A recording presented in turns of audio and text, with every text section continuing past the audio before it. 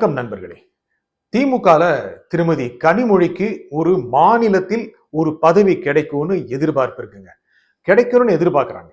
கடந்த சட்டப்பேரவை தேர்தல்ல மாநிலத்துல ஒரு சட்டப்பேரவை தொகுதியில போட்டியிடணும் அவங்க விரும்பினதாவும், ஆனா அதுக்கு திமுக தலைமை இணக்கம் காட்டலன்னு செய்திகள் வந்துட்டு இருந்துச்சு இல்லையா? ஏன்னா தமிழ்நாட்டு அரசியல்ல வரணும் அப்படின்னு திருமதி கனிமொழி விரும்புறாங்க. ஆனா இப்பவே திமுக பொறுத்த வரைக்கும் திரு ஸ்டாலின், திரு உதயநிதி ஸ்டாலின் இவங்களுடைய கட்டுப்பாடுல திமுக இருக்கு. இதுல திருமதி கனிமொழி வந்தா குடும்பத்திலேயே பிரச்சனை இருக்குமோ அப்படிங்கிற எண்ணம் இருக்கு. தேர்தல்ல திமுக தோல்வி அடைந்து விட்டது. உண்மையா ஆளும் கட்சியாக இருந்த கட்சி எதிர்க்கட்சியாக அமர்ந்து விட்டது. பல இடங்களில் தோல்வி.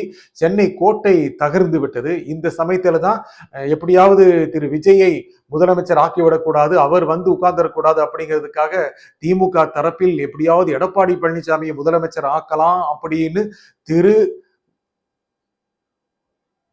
உதயநிதி ஸ்டாலின் விரும்பினதாகவும் அதற்கு தகுந்தபடி கட்சியில நடவடிக்கை மேற்கொள்ளப்பட்டதாகவும் சொல்லப்பட்டது. இல்லைங்க, பேச்சுவார்த்தை நடந்திருக்கலாம், கீழ்மட்டத்துல நடந்திருக்கும் அப்படின்னு ராசாவோட ஒரு ஸ்டாம்பை குத்திட்டாரு. அப்பனா நடந்திருக்கும் தானே. ஆனால் திரு விஜய்க்கு தான் மக்கள் வாக்களித்திருக்கிறார்கள். தனிப்பெரும் கட்சியாக தாவேகா இருக்கிறது, அவர்களுக்கு தான் ஆட்சி அமைக்கும் உரிமை இருக்கு அப்படின்னு கனிமொழி சொன்னது ஒரு பெரிய டேர்னிங் பாயிண்ட்ங்க. அவங்க தான் வித்தியாசமா சொன்னாங்க, ரொம்ப சேனா திங்க் பண்ணாங்க.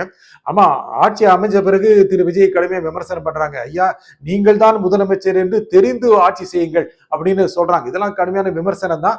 ஆனா அவங்களுக்கு கட்சியில ஒரு பதவி வேணும் அப்படின்னு நிறைய பேர் விரும்புறாங்க. நேரடியாக திரு ஸ்டாலின் சொல்லாட்டியும் அந்த கருத்துக்களை கொண்டு போய் சேர்க்கிறாங்க. திருமதி கனிமொழி ஏதோ ஒரு குறிப்பிட்ட சமூகத்தை சேர்ந்தவர், நாடார் சமூகத்தை சேர்ந்தவங்கிறதுக்காக நாடார் சங்கங்கள் எல்லாம் சேர்ந்து அவருக்கு ஒரு அதிகாரம் வேணும் அப்படி எல்லாம் வெளியே பேச்சுக்களை உலவ விடுறாங்க. ஜாதி சமயம் வைத்துக்கொண்டு ஒரு கட்சியை நாம பார்க்க வேணா, திமுகலே அந்த மாதிரி இருக்கிற மாதிரி தெரியல. பல்வேறு சமூகத்தினரும் பல்வேறு பொறுப்புகள் இருக்காங்க. ஆனா திருமதி கனிமொழி அதே குடும்பத்திலிருந்து வருகிறார். திரு கருணாநிதியுடைய குடும்பத்திலிருந்தே வருகிறார். அவரும் திரு கருணாநிதியுடைய மகள் தான். ஆனால் அவருக்கும் கட்சியை பொறுத்த வரைக்கும் முடிவெடுக்கக்கூடிய ஒரு அதிகாரம் வேணும். கட்சியில ஒரு பொறுப்பு இருக்காங்க, கட்சியில பொறுப்பு இருக்காங்க. ஆனாலும் இன்னும் சமமான பொறுப்பு வேணும் அப்படின்னு அவங்க விரும்புற மாதிரி தெரியுது. ஏன்னா தமிழகத்தை பொறுத்த வரைக்கும் கட்சியை நவீனப்படுத்த வேண்டும். ஏற்கனவே பல முதியவர்களுடைய கட்டுப்பாட்டில் கட்சி இருக்கிறது. நிறைய பேருக்கு போக சொல்லாங்கிற எண்ணத்துல திரு ஸ்டாலின் இருக்கிறாரு, திரு உதயநிதி ஸ்டாலினும் இருக்கிறாரு. எப்படி சொல்றதுன்னு தெரியல. கிட்டத்தட்ட திரு துரைமுருகனுக்கு டாட்டா காட்டிடுவாங்கிற மாதிரி தெரியுது. இன்னும் கூட சில மூத்தவர்களுக்கும் கை கொடுத்து வழி அனுப்பி வைப்பாருன்னு மாதிரி தெரியுது. இந்த சமயத்துல கட்சியில ஒரு அதிகாரம் மிக்க, இன்னும் கூட பெரிய அளவுக்கான அதிகாரம் மிக்க ஒரு பொறுப்பு திருமதி கனிமொழிக்கு கிடைக்கலாம் அப்படின்னு சொல்லப்படுது.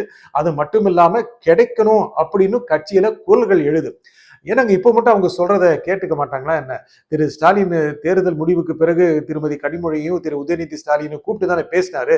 ஆனால் திருமதி கனிமொழிக்கு இன்னும் கூட முடிவெடுக்கும் அதிகாரம் வேணுங்கிற எண்ணம் இருக்கு. தன்னுடைய பகுதியை பொறுத்த வரைக்கும், அவரு தூத்துக்குடி எம்பி இல்லையா, அந்த பகுதியை பொறுத்த வரைக்கும் இன்னும் நல்ல அளவுக்கான கண்ட்ரோல் வச்சிருக்காங்க அப்படின்னு எடுத்து காட்டுறாங்க. ஆனா அது மட்டும் பத்தாது, முழுக்க முழுக்க கட்சியுடைய கட்டமைப்பு எப்படி இருக்கணும் அப்படிங்கிறதை முடிவெடுக்கக்கூடிய நிலை வரணும் அப்படின்னு நினைக்கிறாங்க. அது நம்ம மகளிர் அணிக்கு, முக்கியமாக மகளிர் அணிக்கு கட்சியில நல்ல ஒரு வாய்ஸ் வேணும், அது ஒன்று வேணும். பல்வேறு சமூகத்தினருக்கு கட்சியில் சிறந்த அளவுக்கான பங்களிப்பு வேணும் அப்படிங்கிறதும் திருமதி கனிமொழியுடைய எண்ணமா இருக்கு. அது கட்சியை பொறுத்த வரைக்கும் திருமதி கனிமொழி ரொம்ப ஒரு சேனான, ரொம்ப ஒரு நிதானமான ஒரு அறிவாற்றல் கொண்டவர். நிறைய படிச்சிருக்காங்க, நிறைய இலக்கிய ஆர்வம் கொண்டவங்க, மொழி திறன் கொண்டவங்க, நல்ல ஒரு நிர்வாகத்திலையும் அவங்க தேர்ந்தவராக இருக்கிறார் என்று கட்சியில் இருக்கின்ற மூத்தவர்களே சான்றிதழ் கொடுத்திருக்காங்க. கனிமொழி முக்கியமா என்ன சொல்றாங்க அப்படின்னா, கூட்டணி வேண்டாம்னு முதல்ல சொன்னவங்க. ஐயா, கூட்டணி எல்லாம் வேண்டாம், ஏன்னா கூட்டணி எல்லாம் போயிரும், தனியா நம்ம கட்சியை பலப்படுத்துறோம் அப்படின்னு அவங்க ரொம்ப ஆழமா சிந்திச்சுட்டு சொன்னாங்க. இது கட்சிக்கு ஒரு பெரிய அதிர்ச்சி தான். ஆனா கூட்டணி எல்லாம் எப்படி இருக்கிறது? கட்சியில நிறைய பேர் இப்பவே பாஜக கூட்டணி அமைக்கலாம்னு சிந்திக்க ஆரம்பிச்சிட்டாங்க. போனா இப்பவே 4 அமைச்சர் பதவி கிடைக்கும், ரொம்ப நாளாச்சு மத்திய அமைச்சரா இருந்து, அதனால இருக்கும்னு நினைக்கிறாங்க. ஆனா கனிமொழி இதெல்லாம் மாறி யோசிக்கிறாங்க. இதெல்லாம் எடுத்துக்கிட்டாங்க அப்படின்னா திமுக நல்லதுன்னு அப்படின்னு அவரும் அவருடைய ஆதரவாளரும் நினைக்கிறாங்க. இந்த சமயத்துல தான் அவங்க சொல்ற டைரக்ஷன்ல கட்சி போகணும் அப்படின்னு அவங்க விரும்புறாங்க. கட்சி திரு ஸ்டாலினுடைய டைரக்ஷன் தான் போயிட்டு இருக்கு. ஆனா தேர்தல் முடிவு வந்த பிறகு திரு உதயநிதியுடைய விருப்பத்தை செயல்படுத்த வேண்டிய நிலைமைக்கு திரு ஸ்டாலின் போனாரு அப்படிங்கிறது வெளிப்படையா தெரிஞ்சது. முக்கியமாக திமுக அதிமுக கூட்டணி பேச்சுவார்த்தை அதன் மூலம் ரெண்டு கட்சிக்கும் கடுமையான டேமேஜுங்க. எல்லாரும் அது வெளியே சொல்லிட்டாங்க. முக்கியமா அதிமுக காரங்களும் வெளியே வந்து சொல்லிட்டாங்க. காங்கிரஸ் கட்சியிலும் பேசுறாங்க. முக்கியமாக இடதுசாரிகள் வெளியே சொல்றாங்க. IUML இந்திய யூனியன் முஸ்லீம் லீக் அதுவும் அதே மாதிரியான கருத்துக்களை வெளிப்படுத்தியிருக்கு. இப்ப திரு ராசாவும் கீழ்மட்ட தலைவர்கள் பேசியிருப்பாங்க அப்படின்னு சொன்னதன் மூலமாக மேல்மட்டத்தில் இருந்துதான் பேச்சு தொடங்கியதுங்கிறத அழகா வெளியே காட்டிட்டாரு. இதனால கட்சியில என்ன அப்படின்னா இது ஒரு மிகப்பெரிய டேமேஜ். எங்க ஜனநாயகத்துல ரெண்டு பெரிய கட்சிகள் எல்லாம் சேரவே கூடாதா, கூட்டணி அமைக்க கூடாதா அப்படி நிச்சயமா கேட்கலாம். இரண்டு பெரிய கட்சிகள் பல ஆண்டு காலமாக கிட்டத்தட்ட 50 ஆண்டு காலமாக எதிரே நின்று போராடிய கட்சிகள் இன்னொரு கட்சி வளர்ந்து விட்டது என்பதற்காக அது ஆட்சி அதிகாரத்துக்கு வந்துவிடக்கூடாது என்பதற்காக கைகோர்க்கும் என்பது கீழ்மட்ட தொண்டர்களுக்கு மிகப்பெரிய ஏமாற்றங்க, மிகப்பெரிய ஏமாற்றம். யாரை எதிர்த்து அவர்கள் இத்தனை ஆண்டுகள் அரசியல் செய்தார்களோ அவர்களுடனேயே நட்பு பாராட்ட வேண்டும் என்பதை இரு கட்சி தொண்டர்களும் விரும்பவில்லை. திமுக அதிமுக நிறைய பேர் நேரா தாவேக்காவுக்கு போயிட்டு இருக்காங்க. நிறைய பேர் போயிட்டு இருக்காங்க. என்ன காரணம்? இதான் காரணம். திமுக ஒன்றிணையுமா, கூட்டணி அமைக்கணும் பேசுறதுக்கு என்ன இருக்கு? ரொம்ப தர்ம சகனமா இருக்கு. அவமானங்கிற வார்த்தை ஒண்ணு பயன்படுத்தல. அதெல்லாம் சரி, இந்த ரெண்டு கட்சி இல்லாம தாவேக்காக்கு போலாங்கிறது போயிட்டு இருக்காங்க. திமுகவிலிருந்தும் மெதுவாக கட்சி தாவல் தொடங்கி விட்டது. கீழ்மட்டத்துல நிறைய பேரு திமுக இருந்து தாவேக்கா போயிட்டு இருக்காங்க. நீங்க கவனிச்சிருப்பீங்க. இதை தடுத்து நிறுத்த வேண்டும் என்றால் கட்சி ஒரு புதுமையான திட்டங்களை கொண்டு வர வேண்டும். ஐயா ரீல்ஸ் போடுங்க, எல்லாரும் ஜென்சி ஆயிருங்க. இது சொல்றது இல்லைங்க. ஜென்சிங்கிறது ஏதோ அப்படியே ஒரு 18-25 வயசு பசங்களை கூப்பிட்டு வந்து பேச வைக்கிறது இல்ல. அவங்க பேசுறது இல்ல. ஜென்சிங்கிறது ஒரு மனநிலை, இளம் மனநிலை. அந்த மனநிலையை ஊட்டணும் அப்படின்னா கட்சி இளமையாகத்தான் இருக்கிறது என்பதை காட்ட வேண்டும், புதுமையாக இருக்கிறது என்பதை காட்ட வேண்டும். இதுவரை பேசிய மொழியை, இதுவரை பேசிய திட்டங்களை பேசக்கூடாது என்பதற்கான ஒரு அறிகுறிங்க அது. அப்புறம் எல்லா ரீல்ஸ் போடுங்க அப்படின்னா எல்லா ரீல்ஸ் போட ஆரம்பிச்சிட்டாங்க.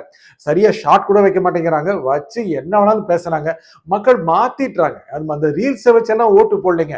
இப்ப இந்த அடுத்தது பாத்தீங்கன்னா திமுக குழந்தைகள் கூட்டம் ஒண்ணு நடத்தும் போல இருக்கு அப்படின்னு சோசியல் மீடியால கருத்து போடுறாங்க. ஏன்னா குழந்தைகள்னாலதான் விஜய் ஜெயிச்சாரு இப்படிலாம் நினைக்கிறாங்க. அப்படிலாம் இல்ல.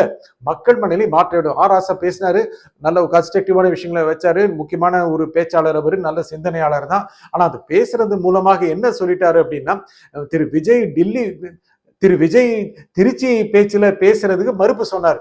எல்லாருமே திருச்சி பேச்சு, திரு விஜயோட திருச்சி பேச்சு ஏதோ ஒரு முதலமைச்சர் ஸ்டைல்ல இருக்கணும்னு நினைச்சாங்க. முதலமைச்சர் ஸ்டைல்ல திரு விஜய் பேசல.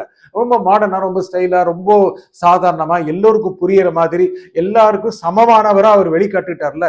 இதெல்லாம் ஒரு பாரம்பரிய மனநிலை கொண்டவர்களுக்கு மிகப்பெரிய அதிர்ச்சியா இருந்தது. நான் என்ன செய்தேன் தெரியுமா, 3 வாரங்களில் என்ன செய்ய போகிறேன் தெரியுமா அப்படின்னா அவர் சொல்லவே இல்லை. அந்த மாதிரி சொல்றதுதான் யூசுவல் அரசியல். இந்த மனநிலை மாறுமா, இதை கொண்டு வர முடியுமா அப்படின்னு திமுக நிறைய பேர் விரும்புறாங்க. திருமதி கனிமொழி இதற்கான ஒரு டைரக்ஷன் காமிப்பாரோ, அதற்கான அறிவுரைகளை சொல்வாரோ, அதற்கான அறிகுறியை காண்பிப்பாரோ அப்படின்னு திமுக நிறைய பேர் நினைக்கிறாங்க. அவங்களுக்குன்னு ஒரு தனியான ஸ்பேஸ் திமுக இருக்குங்க. திரு ஸ்டாலினுக்கு இருக்கிற மாதிரி திரு உதயநிதிக்கும் கடுமையான ஸ்பேஸ் இருக்கு. திரு உதயநிதி ஸ்டாலின் தான் 2019 இயல்பாக பேசி மக்களிடம் வாக்கு கேட்டவர். அந்த ஸ்டைல மத்தவங்களும் ஃபாலோ பண்ண ஆரம்பிச்சாங்க. அதுக்கப்புறம் திரு விஜய் நடிகராக இருந்த திரு விஜய் கட்சி ஆரம்பித்து மக்களிடம் பேசுகின்ற முறையெல்லாம் மாத்திய பிறகு மக்கள் இது நல்லா இருக்கே அப்படின்னு கனெக்ட் பண்ண ஆரம்பிச்சிட்டாங்க. அதனால இப்ப பேசுற விதம் மாத்துறது, அறிக்கைகள் எல்லாம் கொச்சை தமிழ் விடுறது, அதெல்லாம் தேவையில்லை. மக்களுக்கு ஒரு மாற்று தேவை. அந்த மாற்று மனநிலையை கொடுப்பதற்கான தலைமை பொறுப்போ அல்லது தலைமைக்கு நிகரான ஒரு பொறுப்போ திருமதி கனிமொழிக்கு வேண்டும் என்று அவருடைய ஆதரவாளர்கள் விரும்புகிறார்கள். இதை திமுக தலைமை எப்படி எடுத்துக்கொள்ள போகிறது, எப்படி கையாள போகிறது என்பது பொறுத்திருந்து பார்க்க வேண்டியது. நன்றி, வணக்கம்.